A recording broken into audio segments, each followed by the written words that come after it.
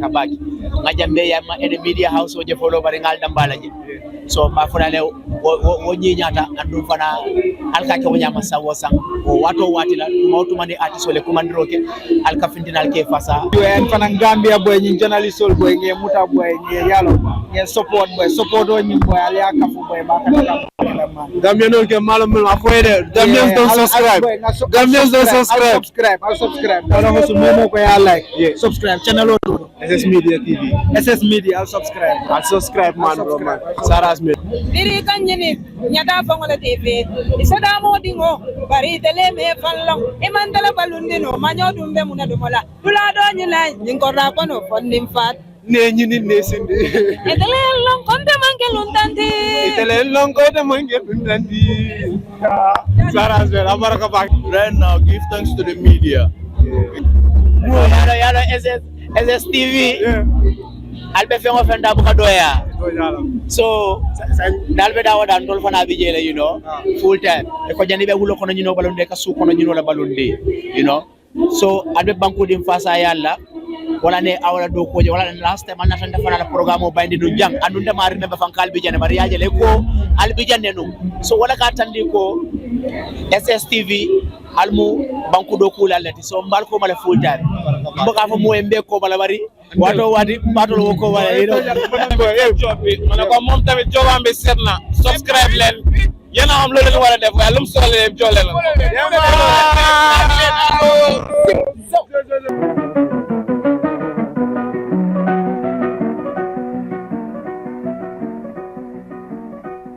very nice you understand it's so nice I'm going to see Gambian artists and we pop out to support each other. It doesn't matter like to differentiate. This is so small nation, you understand? The music scene is small. We don't even have an industry here. This is just a music scene. You understand? We need to go each other, grow Gam music to forward, man. Sarah's man, bro. Watch out.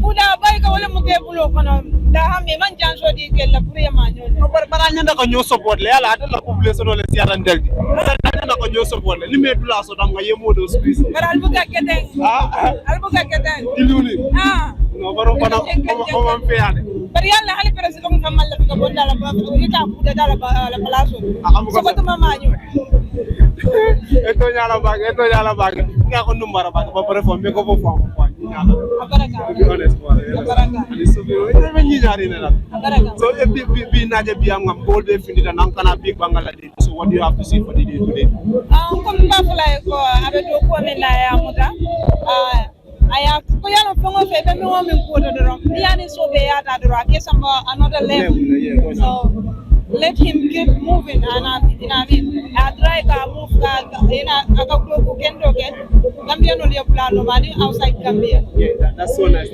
and so what word do you have for the fans, because fans are always near drop like a hitlet. So my fans are the best. I really love them so much. And he had been the plus woman to them and the fans so long. He had this what other fans so long. Some buffalo in Para, la do question. No, I just open the door for an casa, the fans for an compro. Always leaving the studio and leaving the fans. I near my artist from everything under the book. Yeah, concentration or AKG. Ela music on nothing, the Angalo, not the new farm of us, not causing sister soon. Galo left on.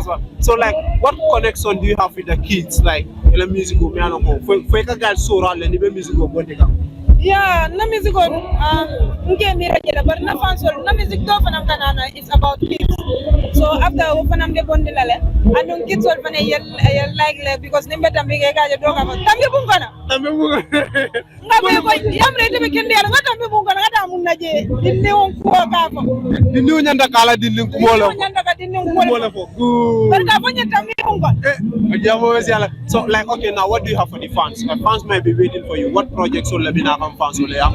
Yeah, I'm working on something big, and I mean, it's all na karela babu ka fajibag. Yeah, so mbe wala tabikan na fajita doro.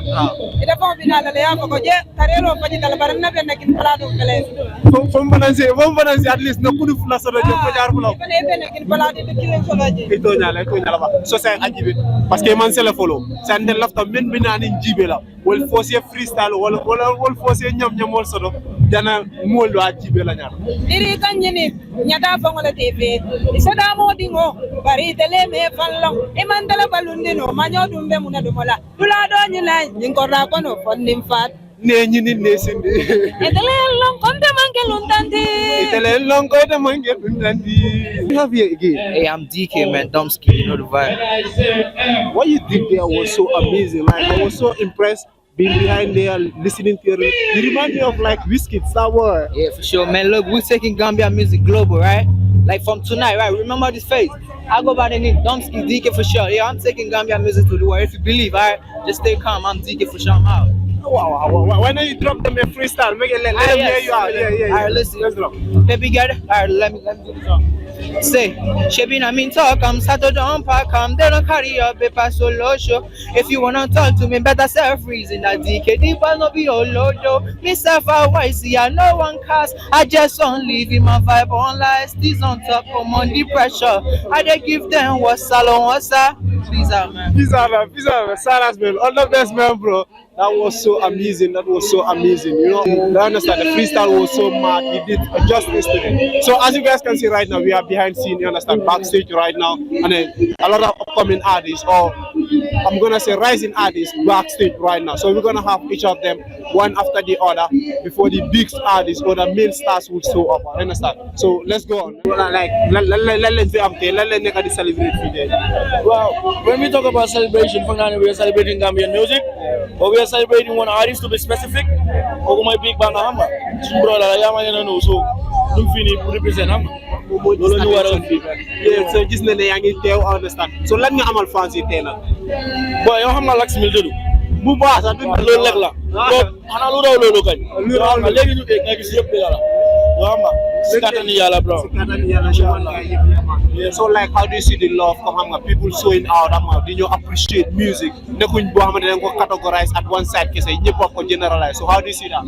Yeah, I think it's a good feeling and it's really inspiring and motivating for the upcoming the young artists coming up and for the even the artists no xamantene ñu fa already pour ñu feel ne ne could come amun boundaries xam nga comme support bi su ñëwé nañ ko share pour everyone nañ support ñepp xam nga ñu def ko together. So loolu rek la, you know, it's nice.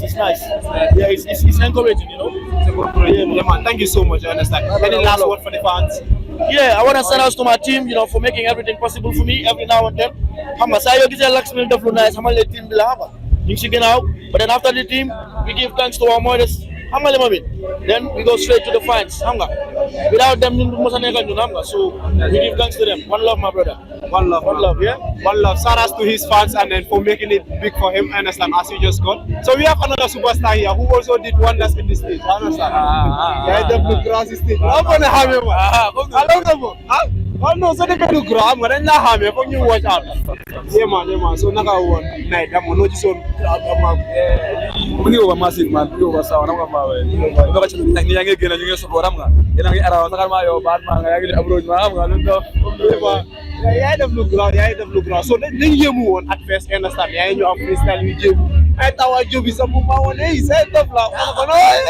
Oh my God, what drove a freestyle man? Yeah, for real, the talent is there. So how do you see it like upcoming artists? No, they jump one damn now.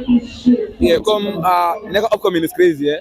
It's so crazy, man. Come all the way from the city. Understand? Nga new feeling, man. Yeah, come nga. Fair, be you know, no struggle. Be put eggs. I don't want to struggle, boy, bro. Come never give up. Come keep it alive. Understand of my way. Come dream, like just believe, boy. Just believe, man. That's Sarah's man. So we all gather here to celebrate Big Bang and the concert. So what do you have to say about today's day? Yeah, boy.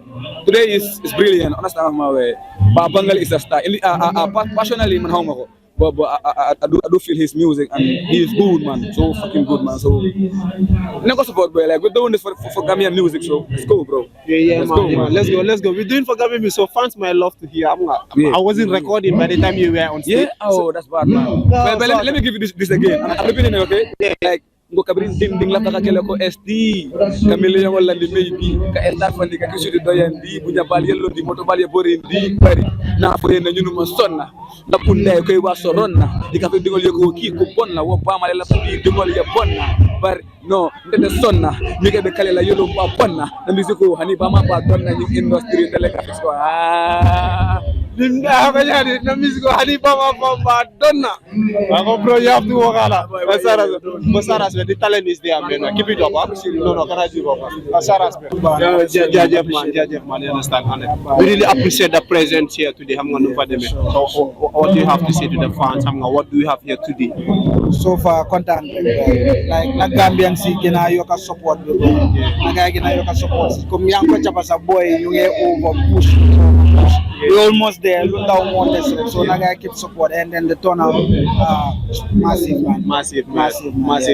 That was a real one and a real support for that man. I understand. So what are we expecting from the hustle? You've been a little bit silent, man. Yorek is out. I'm 1 month old. I'll just keep streaming Yorek and immediately after Ramadan it's a surprise. So buguma ko disclose again. But immediately after Ramadan, like bugon nañ ko génné sa before Ramadan, but then Ramadan dafa cut leave. So immediately after Ramadan. Am nga pour trend bi mëna gudda. Trend bi Martin man. You always classic am nga so duggé studio so jéné fancy dañ ko né over consume ak dollar sa because am nga lu fa dé tek mo dé nit am nga nu fa dé démé so like what motivation mo nek ci behind lolu all the time am nga I would say motivation is just from being sensitive la rek comme I feel like you should give people what's worth it am nga lu ko jar warlo ñew rek comme sosé dañ ko dé wax dang ko dorom amanya kala dang ko dorom okay yake mol ya appreciate I value so that I want sort of that's Volantela style all of me understand and that's honestly speaking, that's what we have been seeing from your side, you understand? Well, you appreciate back and we wish you all the best. Same to you, and Fanang Gambia boy, journalist soul boy, Muta boy, Yalo, support on you boy, Alia Kafu boy, Gambians don't get Malamul afraid. Gambians don't subscribe. Gambians don't subscribe. I'll subscribe. I like. Subscribe. Channel SS Media TV. SS Media, I'll subscribe. I'll subscribe, man, bro, man. Saras Mill, bro. Thank you so much, man. Thank you so much. Thank you. So, and we all seen that we are right now backstage, as you guys can see. Understand? A lot of artists behind them. You understand? So let's try and grab some of them along. Let's move on. And one artist, yeah? Wow. I'm thinking of you. Come, cameraman, come closer, take my artist for me. Yeah, man. So numbara baake man ki wama le juma la soto jang sayne Ademsta le soto jang say Ademsta yeah man so Ademsta bi ane naje yam nga isel dala folo ko man sel folo isel dala so you my bad so how can I forget come singina no nyaadi le with this short videos on mo yalo ngay performance the performance was so incredible, you understand at your battle so like motivation no go ko ma comme hanga ngaminje nganga over content dale so bangala programme do ngami so be ala comme hanga mol fundena na haninsa yama so more findira na ne support so what do you have to say to the fans many along kanga e findira na ka support in kanga na fans so langa ngai appreciate 100% any program ni comme ni flyer je hanga bay ko si betala programme ko na hanga ken support still hanga you cannot give up. Yeah, man. Alright, so any last word or any freestyle or whatever you might give to the people out there? Yeah, man. Hey, Ngani Adensa Sony Gara superstar. Ngolo Ndengani, Haringa Madunya Rasta, will become the this shit. Hey, Panantera Nyani Master, get the moment Juni Gangster, Gadabaho Kosoro, Yapse, Tinali Angatongono, Okuntoku Holaki Kongono, Okibari Patandalongono, Godega no Kusu on the Nino. Another watchers out there they're gonna this is going to be crazy, man. So everyone Saras you, man. Saras man, Abaraka back man. Saras man, big respect. So they'll be struggling. Who Kala siga, kalmane ka bad man. Kalmane ka bad man. Woman is a Holland. Solo because it's a one in a ka bad man. Atona come to them guy just kana yawa. Num fa deme. Turbi. Big man gangster. Big man gangster. Deguma? Big man gangster. Yeah. Don't have 360 ama you just cannot. Don't go 360. And I'm big man gangster la. So Tej is not like yangi your backstage. You understand? You laugh at ega gulo le. Wow. So lo amal fancy day. Fancy, dama buka purke anyu. Yeah man. So yeah, one for some music nga dey do. Comme lii rek comme bu antu bi num ne Comme bu antu bi nu mel la. So antu moo la inspire pour nga dugg ci music wala. So léegi faj ñu freestyle. suma boy yaa ngi kaw dégg bi ovulaza so xamuloo kalne mina galden so toogal place mini galden ko xamuloo mina galden so dama foot yere yow xamuloo tu yow dama bëgg a tere rek xamuloo sax dégg be ko isi nga mina galden you wanna be like so si mina galden mo am le mina galden den ya ko xamuloo ma mota yow yang ma bëgg a tere sax xamuloo ge mina galden presa oh ma nigga You bad man. Yaa ngi rek freestyle bi. Ane yow dama ko no yaa ngi bëgg a busy rivalry bi di ak artiste ya. Ba ñeme nga xaat ko suñ la dooree di ñeme nga dem. Comme I mean like suñ la xoodee rap battle yi ñeme nga dem. Ay rap battle ñeme nga dem. Okay, killer is harassment. We have someone in Ghana who xamante ne bëgg naa dem rap battle. Jëngu ko, he really got the talent, man. Harassment, brother, man. One love, man. All the best, jaajëf man yaa baax man. Thank you so much. Danka depuis danka de yow xam nga you waa nga mooy loolu nga sa image soo joobee jaruñu la introduce as far as image bi su taxawee rek ñëpp a dee xamee kuñ taxawal. So what do we have here? What loo pare nag loo nar a def tey bi right now dañoo def lu ndaw rek ñu ñibbi mais yow am naa loolu because lu ndaw boobu moo dee nekk massive because understand fans am nga so ege stage moom fans yi sembo ñoo dee waay understand they bëgg a waaja so like what do you have to see after like okay so bi big bang nga am loo mën a am si so bi looy wax no na ngay xaar rek ñu perform na ngay xaar loolu am right now ngay xaar ñu right now ñu perform wax ma loolu rek laa am waxuma bëgg na faj guys si leneen wala ak yooyu so like seeing people coming out in this large amount of people you understand to support not only to like separate the music industry but still like Gambians are getting to connect, you understand? So how do you see that like as a musician? No, Shoko Holi right now music right now I'm getting elevate some of mine.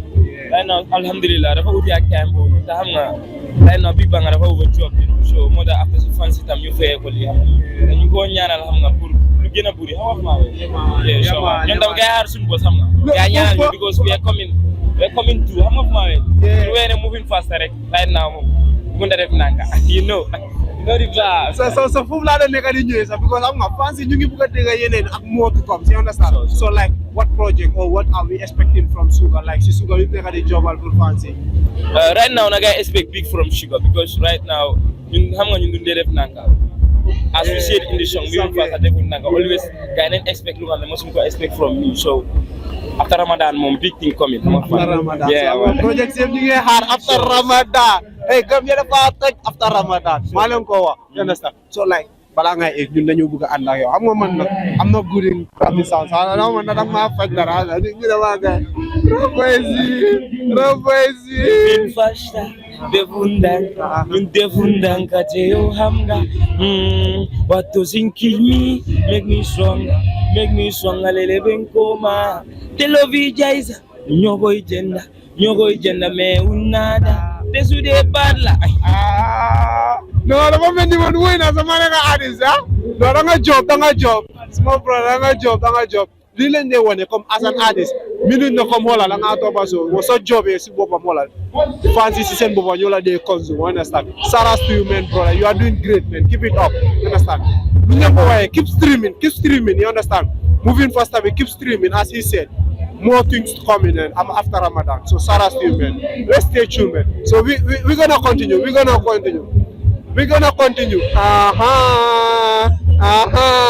man foo leen dugal naa leen jéene man tey kay foo leen dugal ma jéene leen man amul nobatu artiste ngay loxati rek man maa fi ku dugal man loxati rek loolu la gis nañ loolu faje nga lu ne party mooma ne thank you so much it was a very nice voice thank you I really appreciate it thank you performance was so great so how do you see the show turn out today or what do you have to say I think it's amazing because, you know, it makes me happy that Gambians are out to support their fellow Gambian, and that is just amazing. Yes. And the fans out there, how do you see the fans consuming? How do you feel? Fans are consuming. Well, I see them very excited. You know, I see them taking in what we are giving, and that is absolutely awesome. we are happy. We are happy that Gambians are coming out to support. That's a good feeling. You know, can do Gambians. Yeah, the Gambians are doing it. So it's a great feeling. Thank you so much. Man, you go feel because so unfortunately we are not on stage. Understand? So the woman is in Yoko and so many in TV. Pakabiliren di sawaya kuidas, but you work not a fit red reta kolal. Enre lo fokini de la sol, lo fi def sa papa so bu fan feke, mandu ne khulena wa wallahi ken bañuko, xol bu set ne khulena wa wallahi ken bañuko, def lu bax ne khulena wa wallahi ken bañuko, raxas xol yi nek ben pexé doxut way. Raxas xol yi pexe ñu nek ben way, te ben mo ñu fi hésité. So xolé there is nothing like Sarakule, there is nothing like everyone is mixed up in here and it's so nice, man. Sarah, man, thank you so much. Thank you so much. I appreciate it. I appreciate you. Thank you so much. Guys, keep streaming over. We're gonna continue to have all the musicians on backstage, you understand? I'm gonna do for them. And I'm gonna take this opportunity to apologize to our fans here. Because like when we went to ST show backstage, there was a lot of other things, you understand? But then not everything could be said. But then what we can say is that we have a technical error at backstage that what led to the bad audio that you guys were receiving during the concert. But alhamdulillah, the technical error has been solved, I understand. And today we are giving you guys a clear audio that you love. Some of you were commenting, you love backstage. We are giving you real backstage. And I want to take this opportunity to thank Dax, you understand, Dax Nation, you understand. You guys can see right now, I'm on this lizard, smiling close. See? This is donated by me, donated to me by a brother, you understand, Keba Saho, you understand, that's Nation as most people know him.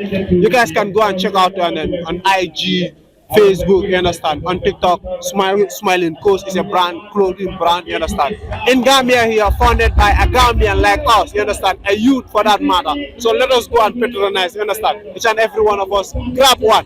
I'm going to show you a concert, the play over top. I'm going to say that we act stuff like that, you. But so maybe, no, I'm going to chill, Vesuba.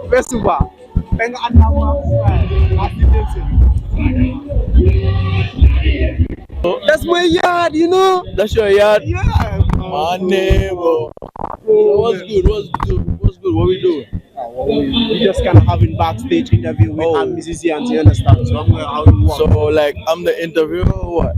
Yeah, it's so good. You know what? We are from the same area, so we back each other up. You understand? It's a brotherhood thing. You keep scratch my back, I scratch your back. I got you. Come on, Sarah's man. So, like, have you gone on stage yet? Not yet, but like real soon. What real soon? Yeah. So, what do you have for the fans today? Yo, Maza. Yo, it's Dog Z's, you know how we do it, boy. That's my G from the same neighborhood, man. You gotta say. So, like, what do you have to say to the fans today? Seeing the crowd coming out to support, like seeing the music, coming, connecting together. Nah, like, all I gotta say is that I love this shit, boy, because like Gambia, you can support Gambian music, and like that's how it should be, boy. Yeah. So yeah. I'm just proud, I'm just proud, and that's it. Love and appreciate everybody that came out to show love. My big brother, Banga. Hello, the dude. What am the same neighborhood, la? Hello. Your family will see DNA. Yo. So le yang malun buka. Mat faj ñu dundaw bo xamantene fajagulo ko gaay. Way ban lolu. Yo sétal rek bo Boma jox rek.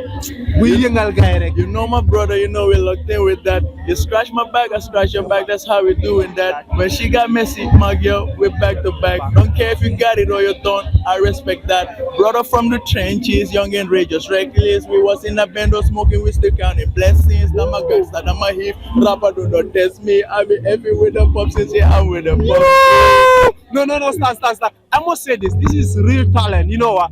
Most musicians, when you meet them backstage, you know what they do? They are other freestyles. But you know what? Through our conversation, you create something which was so aligned. Everything wasn't done. It's just crazy, you know. Like it's just music. So how do you see it with the talent and everything? Gambia is sometimes so slow, man. Gambia, come they go slow. They become support bodies. Become right now. Give thanks to the media. Yeah, because like music, Konga sells the music globally, so that's good. That's something good. Sarah's been brother, man. Thank you so so much. We really appreciate it, man. I got you. Yeah, man. I got you. Thank Hey, you, what we man. doing? Cameraman, I love the ata janne na sele. Because me, abe janyame no kanan tabo ni tabo lo kilo pa ke fo. Ah? So jumal la ñu di SS Media. juma SS Media la video. SS Media Yeah, man. anatalla alimbara Tanate defana ali badesi mbatol be kontona mo be jibe kanyin tembe dala mbafulale ko alislamu alaikum mbe sarahule la be wato bi big bangalo ali ajele la mol finta nga nyama nga SSTV fanaje inataka support so mbafulale ya baraka baki ngajambe ya ma ene media house oje follow bari ngal dambala ji so mbafulale wo nyinyata andu fana alka ke wonyama sawo sang o wato watila mawtu mande artist ole kumandiroke alka fintinal ke fasa dia fasa roke ike banku di yala fasa dia fasa roke ike la banku la fasa dia fasa roke ibe banku do kuwal so fasa ro ne buka ina buka dimis to nyala ba adal fana be banku do ko la because adal fana kan do ko sone ndimbu Yeah.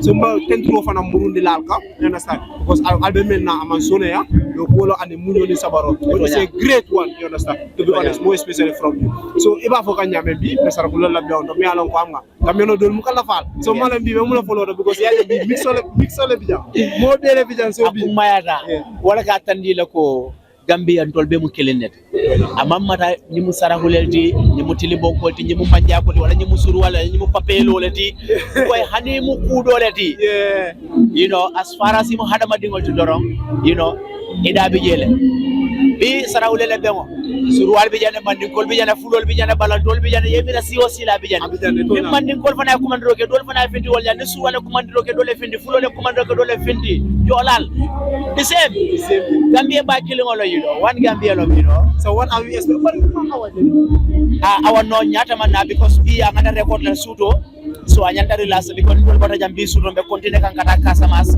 sama lo jannala janga to dum kaba jor la festival oti tele kan ta kulos la sama so that's so nice wala kan ko batu ngata bula ho bi ko ndimbo na jambe ten la you know so yes. what are we expecting this year tanatala album wala kana double album mobe yalone nga press conference kala nga fali ele ko this year double album la jorona album fula ya kilo kono so ba ko le fansole ya batu hit songol dambay bo wala mo lan don la ngabu ka sone ya no wo ko ta mul male comme ilan do ko e bulo ko ta jele seni ata jele do na sa so mul ko la filo wado wadi ya jolo yalla dem fansa wala mun dal ban natalo always you want yalo SSTV albe fengo fenda bu ka doya so dalbe dawo dan dol fana bi jele you know full time on this year double album mbebe nyancho komal understand ata mbea ke because nalo na be do ko ke kan o seni ata mol mal so we seen that you are doing something so great pushing our and then me I remember last year ale festival o kijane and in Barham I guess Barham yeah. so our was I think that was the first time Moliaji on stage okay that video I guess namera wala ke mola highest view wow to be honest so everyone was commenting so love and after then understand come in the wall studio kono fana am ngal taje picture so yeah bala ko ke kay you know definitely so abola nya dorong kon kam fo dorong e ko jani be wulo kono nyino balonde ka su kono nyino la balonde you know so albe banko dim fasa yalla wala ne awala do ko wala last time anata defana la programme bayndi do jang andunde ma remember fan kalbi jane bari yaje le ko albi jane no so wala ka tandi ko SSTV almu banko do kula lati so mbal ko mala full time mboka fa mo embe ko mala bari wato wadi batolo ko wala ino yakuma ndiro ke dawda ni kera tembe rifi abaraka ba right now understand osmane ponjay man da ma jangal sen ponjay ni ma dama mom sa billahi ko wa yaga man so ban geng la fi am tay ni ma jogu Ngani holal ya ngi am gaaw di son gaaw be no sleep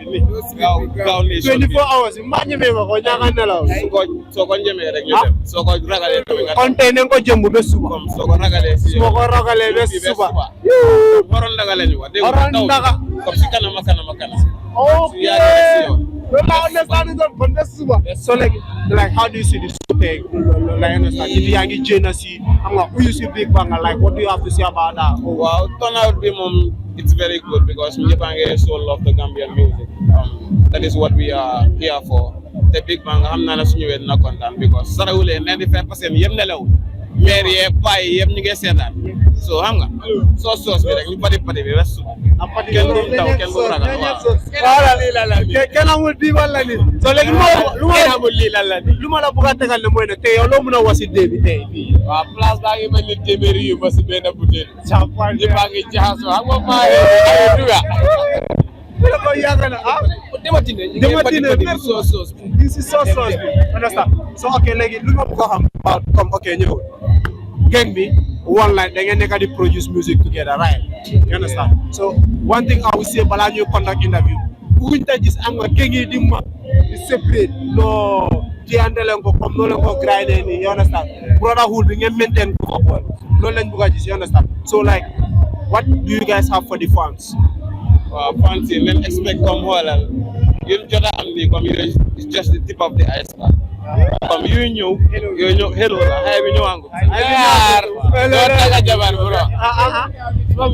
bro looy xaar doo taga jabar war a taga jabar man ku fi lamba yaa ko teere waa léegi nañ dama freestyle bi man la bañ buga wan bi laa dunda jaratul may fuga fu ma neex man lay duga Maradona hey dipi dopa man fu ma fula ak different colors bilay xale bi lee baax naa si yerin bila tasib mu na man la taana si deret bila bilay loo def ni uppana sa kanja supana hey man la dugala lu ma la wax léegi dëgala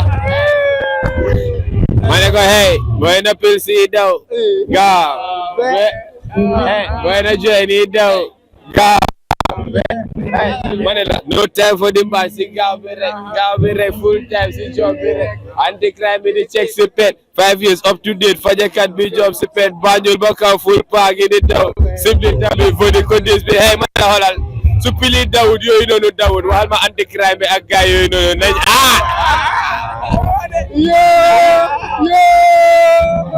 hey check this in the building you know what I mean Gown Nation you know what I mean te yëpp Big Bang la yaa mean freestyle bi moo ko waral you know what I mean yeah dama ne la niga bul jaawaleen del ak del fondong sa rapa doxot la dese bu ma cepee la door di wàcce yi donkolong bay la sa ndoo bi amul jom barki déema rek la ma doon lollipop te jaaykat di askirim bu si koñ bi sa ne nii la dee pos pour xale yi tega bi pop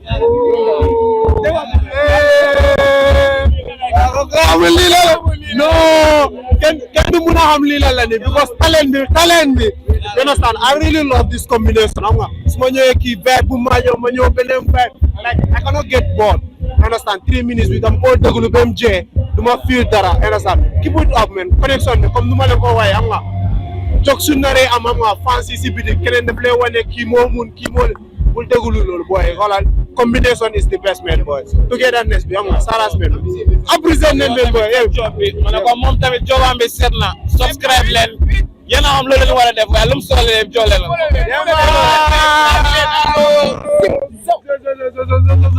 man maa ngi nuyu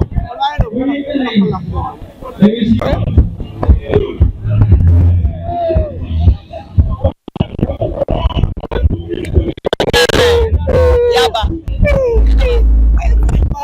Yangi bunante. Yangi miti de. Wait, this is your smiling coast talent tour. Lang nga oneness bi la. I like it. Kuna may ame bena. Why man ang man That's not good. That's not a jawulo Abraham si score season bi boy budi bi boy. Dafa wara nekk dafa wara nekk. Te ku nekk tam dafa wara dem budi copy. Understand? Ku nekk dafa wara dem jëli smiling coast. As you guys can see, nañ ñëpp smiling. I'm gonna wearing smiling coast is representing your country, you understand? You're being patriotic. That's why the first day when I have mine comes 6 days every time I'm gonna rock. For real, man. So, and then coming to the smiling coast, representing your country, we see Gambians pulling out. You understand? You support a product. So, what do you have to say about that today? It's always beautiful, understand? Yeah. So, heavily fancy your support, like that's awesome, understand? Yeah. Like, as an artist, it's something that I feel really happy about. Yeah. Not just my new way, but to see at the moment with the artist who have like is something special to me. Something special. That's why today I'm here, and you know what I'm saying. representing for my brother, you know what I mean, Big Banga. Sarah still, man. You understand? So like we see the unity, you understand? It has been so much. I want to put this thing in a nice way, but then I don't know how to say it. Gambians have a bad habit to separate ourselves, you understand? So what advice would you give to Gambians that are consuming the music to stop separating the music?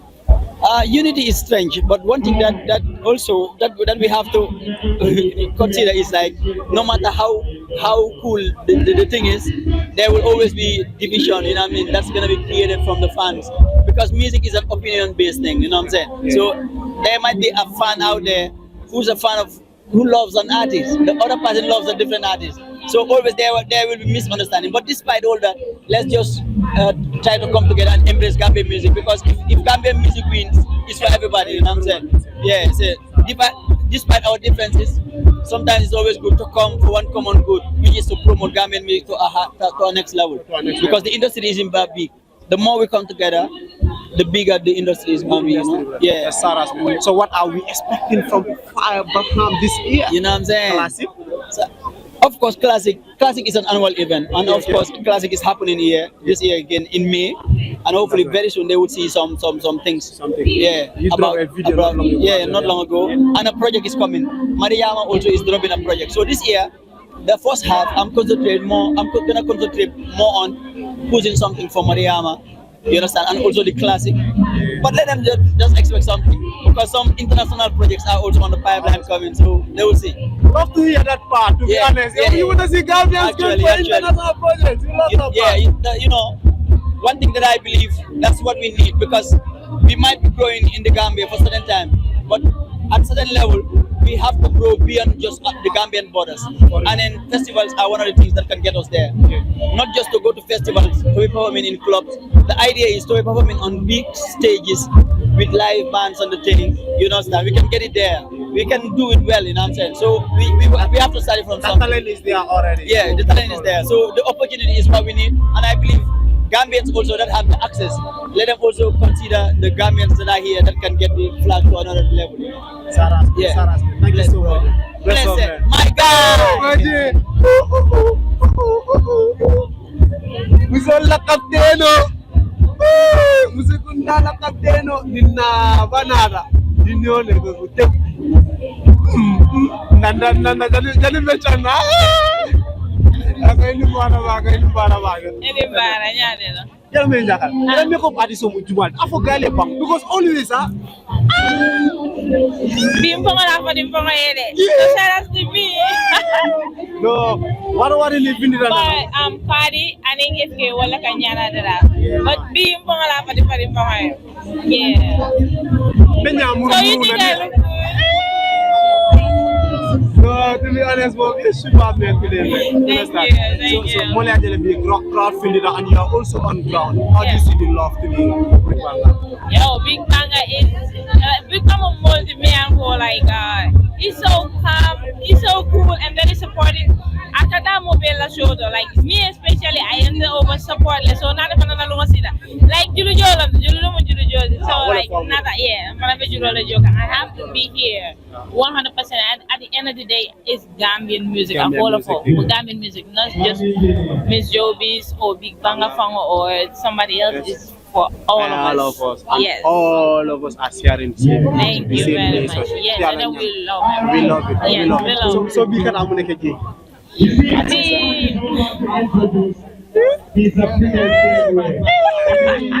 as usual, they are yeah, like I'm gonna be on stage with him and then because I had a song with him ala first album on a nice song yeah. So yeah. That was so nice. So say more than bottom Miss Joby's Bulu 2025. Kujama ba yeah, kujama ba. Bendo ko nyari yalo ndel kala filia. I follow jam. I learn jam first. Ninga fale albita siala lep na watu sitantanga sia. I have to intelen follow nyanta siala jangan. Kujama ba. Benjama ba. Like it's just work. It's gonna be completely different. Just focus on the work, and work. Yeah, exactly. Like to build myself, Yeah, like you can make sure like this year is different from last year. Yeah. And it has to be in another stage as well. Exactly. That's so nice. So how many international collabo in the project? Because songs will be Mampari, right? So like hopefully we will have enough international collaboration. Yeah. Sarah's Mena. Thank you so much. Once again, let me go vote. No. Oh really? Yeah. Thank you, shout out to me. So we're still backstage, So we get two stars here, you understand? So who do you have here, bro, man? You know what time it is? We came to support Big Banga. I'm real fast with the mama boy. I rap like bro music in Gambia. Still as like bro best rapper in the Gambia to be precise. You know what time it is? Yo, my bro, what you gonna say? T-Daddy, you already know. Gambian favorite dancer. You know what I'm saying? Gambian Yeah, man. I really appreciate the performance on stage, to be honest with you. It was so incredible. I really love everything, you understand? Yo, So, you know. What must be the motivation, you understand? You know, we've been into it for a very long time, and Banga is my boy, Chew, my homeboy, T-Daddy Yanch. You understand? I was able to get on stage tonight to perform a concert. It's a pleasure, and pray for more big things. Congratulations to him, and we pray for big win for him this year. Yeah, man, shout out, man. So what do you have for the fans out there watching out to you? What's new for them? What are you working towards for the fans, man? Yeah, I'm working on the only TV album this year. I'm going to launch it in Gambia before traveling to Liberia, and I want to tell the fans in Gambia, thanks for the love, thanks for the support. Keep supporting Gambia music, keep supporting foreign music, and just what it is, Yeah, man, Saras, man, we really love. Music is one, anywhere you go in the world. It's a Liberia, just have to produce good music, and everyone gonna consume it. And I believe the music is good, that's why we consume it too, man. Yeah, you are a big star, man, bro. A big star, man, Saras, man. Bro, what's new for the fans, man? Man, guy said that because me and Jizzle, we are coming up with something mad for them tonight. Martin, you Scopy? Oh, man, yeah, man. So you guys give us a freestyle, maybe? Yeah, let's go. Yeah. Let me test the vibe with this. Let me do the shit like this. Let me make it real this. Let me energize on it. That big boys thing. So we pull up on the shit. Came to support Big Banga. We celebrate. Big NJ. So I run the race. If I run I beat the Gambia, I run the stage. Everywhere I go, a lot of fans celebrating. The street are gonna call me anytime I hit the shit, killing. No, I love. It's more talent. You understand? Everything is cooked up within the stage here. You understand? That's what we call talent, man. You got the talent, man, bro. Saras, man. So, any freestyle for the fans out there? Yeah. Let's go. You know what?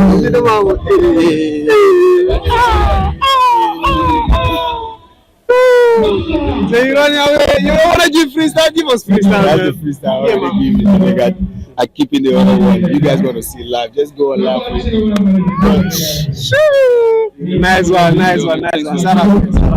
Saras, man. Thank you so much, guys, and thank you for streaming that. And then we're still on backstage, but for now we're gonna take a little bit pause. You understand? Artists are not that much on backstage right now, and then big artists are yet to come. So we're gonna continue on streaming, and then after come back. Hey, man, Saras, man, watch out. Boom. You understand? They better than the Calafila because now they don't work. You understand? I have been never doing that. They can be a major follow. Yeah, alhamdulillah. Bless up.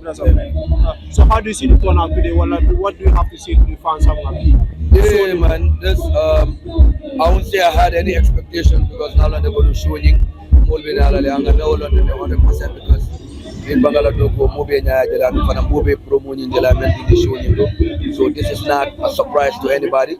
Coming from the Gambian without telling you understand. So be proud of y'all, be proud of yours, and always support. I always support. What I'm is going to the next level. The next level, come here for you understand? Gambian all about produce, artists all about track, and you understand. The fans need to also show appreciation. You may do okay. You need them fans will can come problem with them because it can be like do because every other show me along could do work and the fans will come and not support again. Always the fans will let you do that, But me for the gallery go le kana tala ya kafu. Yeah, kana kafu re kana. Ko nyali so si bor nyaw nya ka la fa bu so. Yeah, man. So congratulations to my brother Big Banga.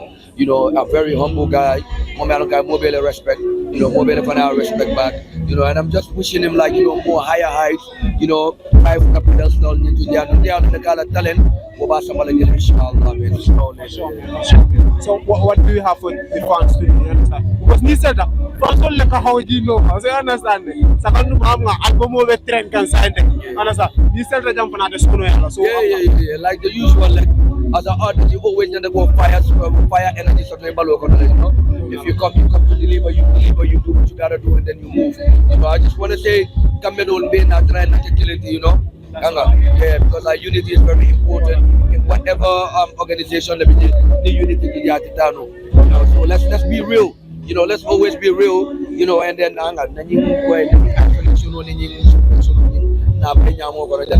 but nevertheless, Gambian will be paid and Lamba for the Gatala Paraga, you know, there'll be another big banga for the Bangla Ala Paraga, Ala Kotika artist will be supported, can artist still in the mass support, can I forget you know favorite in the Madame Shuto, Alta artist will be a shooter because Alcata artist will shoot in artist of Kudos or Yamali is in some sort, but you know, video.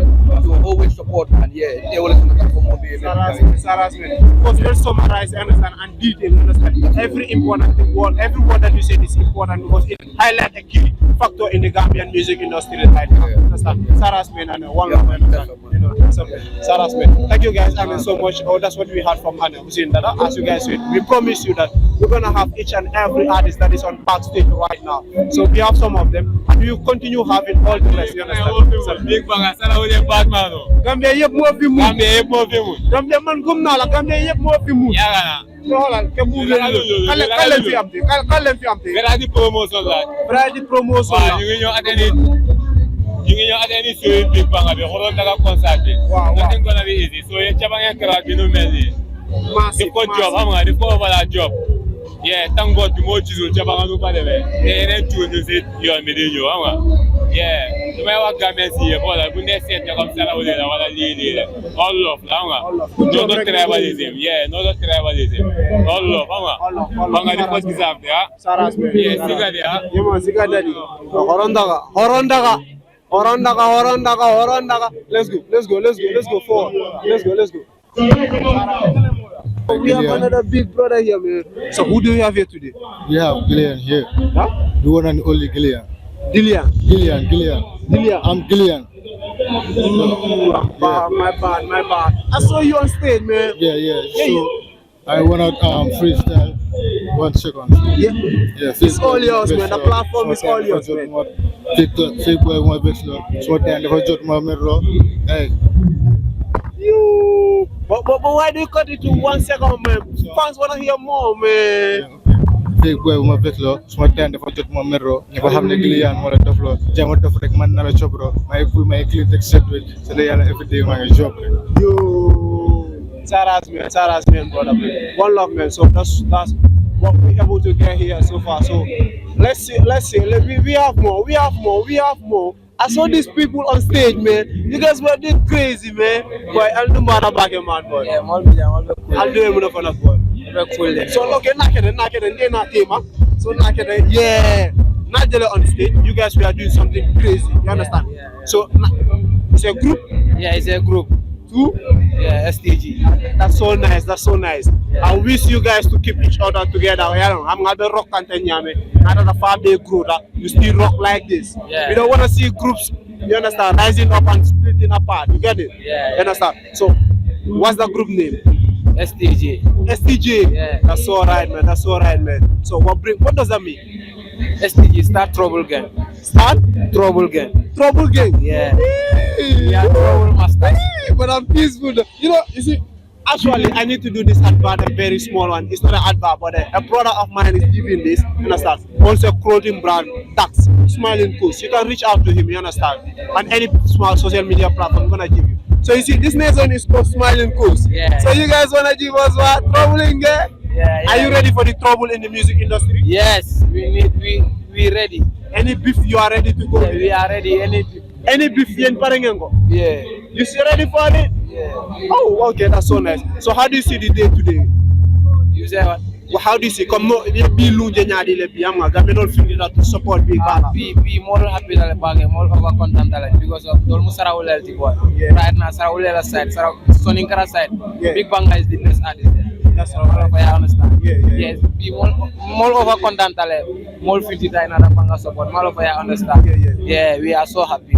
So my brother they muna find No, big guy, I'm all over happy today, you know, because anga, Saraulo long time anga. Imagine so Gambia, can you so anga?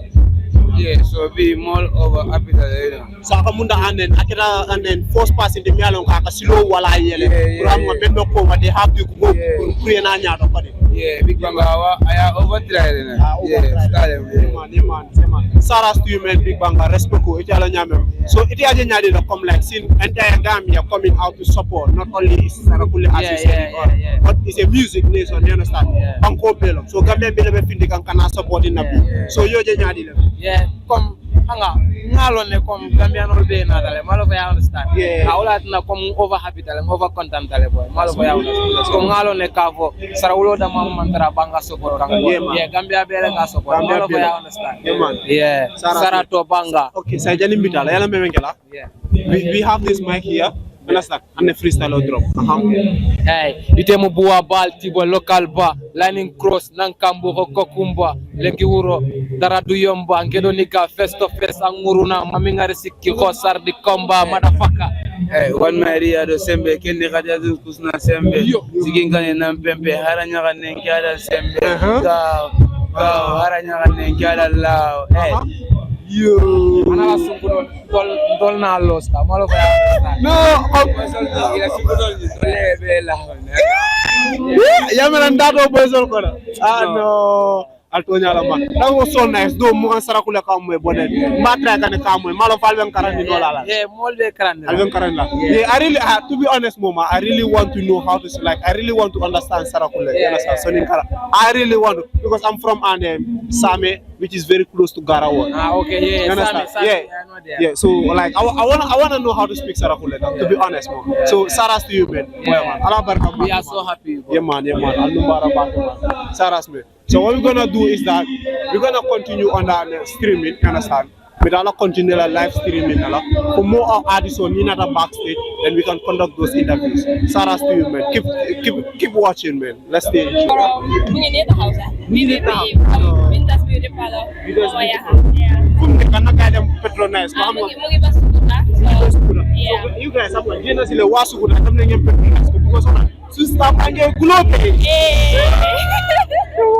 Thank you so much. We really appreciate you coming on ground today. What do you have to say? I'm turn out everything. Yeah, I'm really happy. I mean, Gambian music la, don't you yakala, don't you go exceed the boundaries, the limits. Them worldwide, I think I've been recognized for Gambian music. Move big, money, I'm making promise for Gambia. That's the truth. So soon you say people are coming together to support the music, I'm gonna see content, but yep, the same in and so tell us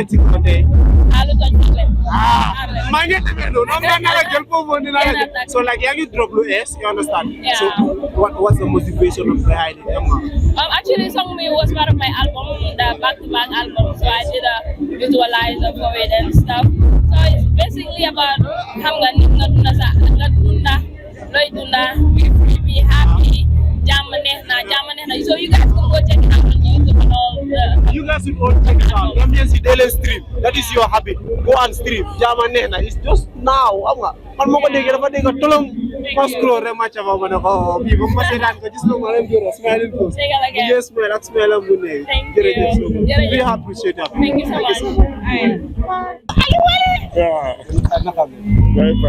naka nay di de yang ci jaw yang ngi smile ma gis na ko ma dama smile bi ma yang ci jaw so tay no gisee crowd bi tay no gisee bi yeah mashallah at first may wanna see coordination ak organisation bi num demé VIP session and the VIP session and the outside is very nice and then the backstage also is well organized and mashallah backstage the artists yi dañ ko uyu dem artists yépp tew ci right now ci gannaaw promoters yi yu mag yépp tew nañ ci di support lii la ñu sola lii la ñu yelloo lii la ñu bëgga Big Banga dafa nekk nit ko xam ne maanaam nit ko am cër la nit ko am respect la above all dafa talented mashallah he so really can understand and we see the fans they go view understand fii dafa bari ne lii la ñu sola it's not only about come so devil sound from London to Key City, you are not the artist.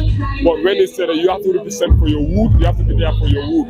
So Koneka thing nga jockey, nga def album launching for they in the development, they done nobody. So strategy be like you solar. We need to be good in logistics and strategize things.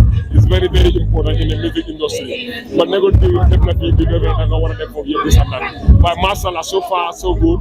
It looked impressive and we are looking forward to see the good performance from the main artist. Yes. Undoubtable. No, Masala is gonna It's gonna be incredible. No, it's gonna be Mashallah. Thank you so much. Respect, bro. Thank you so much. Thank you, bro. Thank you. Thank you. Let's summarize and everybody was in that. Thank you. Mohammed, Abu Runner. Nakeba ma fanda mo. Yako nakeba. No bandal muy la mo. SS lom. Huh? Dumbara bake. Oh no, don't. Yeah, you know, ala ñi ñam mo la fo xam. Ala ñi ñam mo la fo xam. Huh? Andam mina tonyala bake numbara bake and then naje bi na kana show love and then appreciation to the work of the big bang. So you must sort of be Alhamdulillah, Gambia is waking up. We're supporting our own, and that is all for and thank you, the Sanahula community, for coming out. Allah Barakabo, Allah Kuok and the Nyapolo, Salakulot. You know what I mean? Big up to Usman Tunkara, Eco Foundation. And big up to Big Banga, big up to Gambia, and Nakumo Moi Puruna Namal support. So what's a lot? Thank you very much. So what do you have? What do you have for the fans and understand in this 2025? Maybe in 2025 after Sungal Salo, we will be dropping an album. After Sungal Salo, we will be dropping an album. Adaman Nafajam. Immediately, so let us subscribe, stream those that are already there, and wait for the ones that are coming. Understand? Brother Saras, thank you so much for coming. You MC, you understand? What can you interview promoters? Because you all do your contribution. You can play part of it. So they know this is. Sorry, mom. Sorry, General Parena. Big Bang of Holy since day one. So, all I saw is Mobamsa. Come media, they go over Tangle, promoted over job. Yeah, promoted over job 100%. But it's so good job. And I'm going to have events. Understand? So, Malora Purwana. So, thanks, fancy you, they know support. So, we have a lot of artists here and promoters. So, I'm going to have you know. Yeah. Saras, thank you so much. Send job it, I'm setting up. Thank you so much. Alright. Guys, come right now. Look at them. Testimony on stage. You understand? Come look at this here.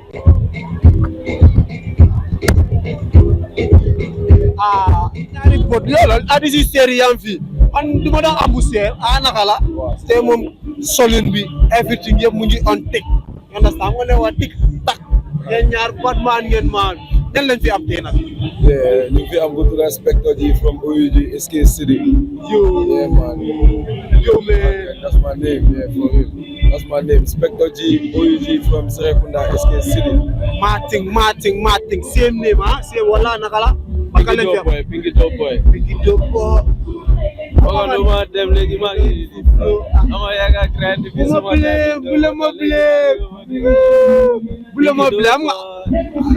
I'm gonna deal, yes, now. So I'm gonna understand. All the job, you understand? We have a job now, and then job finally. So then, Loimuna was a David. I'm content now, I'm over content. Yeah, come. Mala Gambia, why come now? I'm going to come big bang as yeah. Come feed and they want to connect saga and let it get out. Content Nasi Sarole, Baba, the content Nasi Gambia, come so we get us again. And it's enjoyable. You go enjoy Baba. Wow, come Tikalam to the my radio, the Dopsico State, OUG Gambia. Wow, come SS TV, no nega around. Get it and go for the film. Sikaw stage bila. Sikaw stage bila. You the follow. Come on, way to the bando. Yeah, they are coming for the snappers like commando. Yeah, I'm on my grind daily. Yeah, you know. Yeah, Yeah, you know. Man, I'm a send you out in the class, my nigga. Hey, man, I'm going to fuck up the game, my nigga. Yeah, they bring the door, man, don't want you, my nigga. Hey, and this my time, fuck my sign. I'm from Escape Room, speaking on an animal game. I'm playing the baby, man, I'm a job to Bobby Khalissam. Man, I'm a job profit. I'm Thomas and Diego for you respect. Hey, mom, I'm dealing with them. LOL, that's my job. That's so mad. So like you highlighted something in your word, you understand? Saying that I'm Gambians and they were putting on a channel sababa. That's fucking as a musician or as an artist. Lolo the fire was in music industry. No. So what do you have to say to Gambians for them about that issue? Gambia, no I'm poor Gambia, boy. We foreign a bit. We Gambian. Come hands, come leg, them na benega nid la dal. Senior you support you support boy. You buy and the EFA tribe and doing tribalism, yamba. Bauti, all mala music there. Bauti de casa. Of course they look now.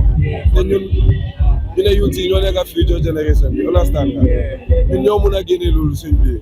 Maybe nega na simagi, kemagi nyani ala mugine ko sigaye. When you know what understand and yamba. You have the tribalism lulu, ne could look correct. Sound look nice. You push konele. You focus on success. Oneness become a smiling cause. I love this. Yeah, man. I love this smiling cause. I'm off my way. Full smile. I never have smile. Full one. La. So now I'm Gambia. You never better. You support and there. I'm going to social. I'm going to serial. Small ways I go and you get and you support. Good job, then go support. Good job, then go support. Wow. Good job. Good job. Bulan jaga job ngeen wone ki ne ko di ma jabale ni na le liggéey bu set rek nen job comme no jobé parce que man freestyle bi la daf ma yóbbu de diga yagala saras men no bingi dop Batman nga lesa mala don code bon ma ngi jigalu ci lolu ko sama lay del amé bi la boy lampo bi boy dama jam suma bot bi ba moy lolu boy so what do you have to share about xam nga tornado bi wala day so thanks everyone ko xamne ñew na pour support Big Banga sun brother la dafa deserve ya ma foy so ñun tam dañ ñew pour support as brothers, you know. Yeah, so big up Saras, mad respect man. Saras, Big Banga Saras, yeah, you understand. So tay nak fancy lan lañu expect from Pinky Dube comme as usual rek ñew def sun def after them rek comme ñu ko defé am so fancy lañ ko def marting you know nak understand. So yaga nga hawa hide am nga yan lan la fancy nek di expect from Pinky. Wow. Pinky lu nek di cook around am nga adisi mo album ba ngay ñew album ba ñew first song drop na from the album mana BMJ Senegal ngeen na dem ngeen check ko ngi on YouTube. That means the daily stream I don't know featuring BMJ but drop na already, you know. Drop na already. Yeah. So daily stream Pinky Dube ngeen di dem on YouTube understand stream. Is it on Audio Mac ngeen dem ngeen stream. Daily stream Gambian si daily stream. Let's stream our musicians. You get drop quality music. So let's go and stream. You understand? So what freestyle la ñu fat gaay ñu dem.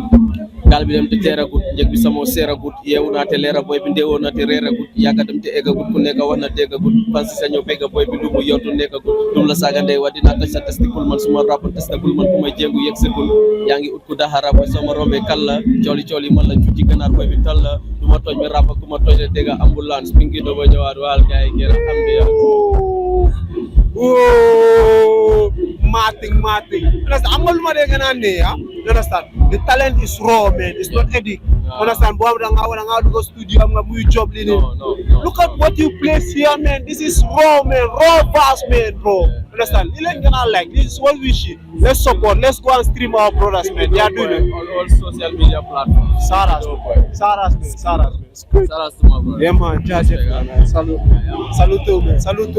Yeah, this is what we're gonna keep doing for you, man. And this is the backstage interview we have for you so far.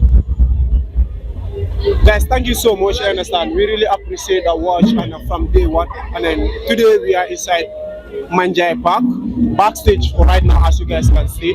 A lot of artists behind us. You understand? We try to have interview with as much as possible, or as much as we can. You understand? So this is what we have for you. But stay tuned. This is not the end of it. We're gonna go, you understand, make a coverage of the event as well. If you are tuning this one, if you are watching the backstage interview, click on the next video. You understand? That will be on top. You watch the entire concert. Thank you so much. Stay tuned. Saras.